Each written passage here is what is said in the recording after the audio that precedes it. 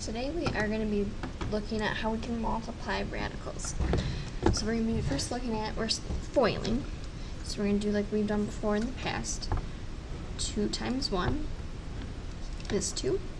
And when we multiply radicals, 2 times a negative 5 is a negative 10, but we still have that square root of 2.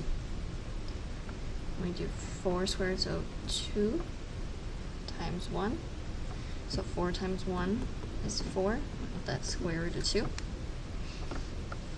And then do 4 square root of 2 times negative 5 square root of 2. So 4 times a negative 5 is a negative 20. And square root of 2 times the square root of 2 is the same as, remember, 2 square root of 2 times 2, which equals the square root of 4, which equals 2. So when you multiply the same thing, you end up with that number. So times by 2 at the end. So now we can combine like terms. So a negative 10 square root of 2 and a positive 4 square root of 2 become a negative 6 square root of 2.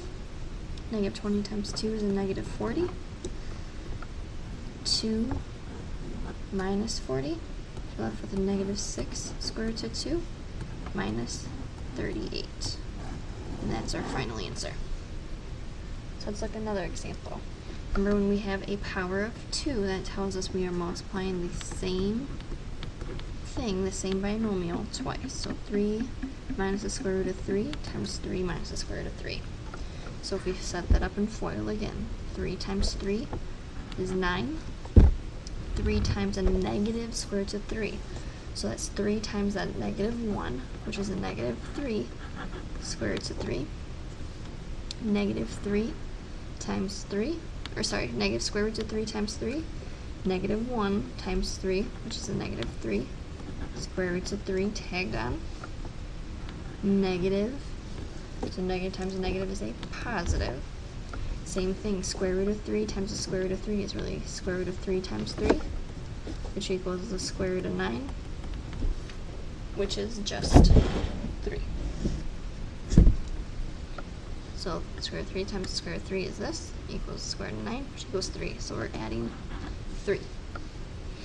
Combine like terms, negative 3 square roots of 3 plus a negative 3 square root of 3 becomes a negative 6 square root of 3 plus 3.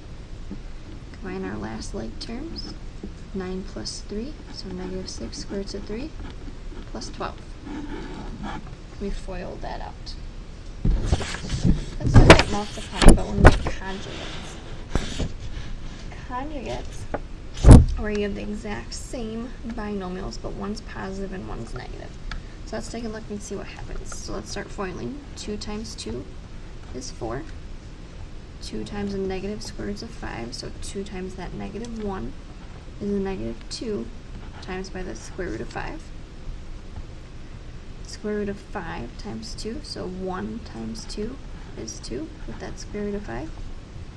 And square root of 5 times a negative square root of 5, so that's going to be a negative. Remember, square root of 5 times the square root of 5 is the square root of 5 times 5, which equals the square root of 25, which equals 5. So we have minus 5.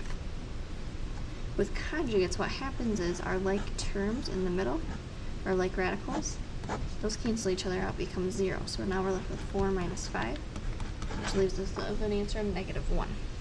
So let's take a look at this last example. Let's FOIL again. So 3 times 3 is 9. 3 times square root of 7, so 3 times that 1 is a positive 3, and that's square root of 7. Negative square root of 7 times 3, so negative 1 times 3 is a negative 3 square root of 7. And a negative square root of 7 times 7, because we have a negative. Remember, square root of 7 times the square root of 7 is square root of 7 times 7, which equals the square root of 49, which equals 7. So our answer over here is going to be 7. With conjugates, the inside radicals are like, so these cancel out, become 0, so we're left with 9 minus 7, and our final answer is 2.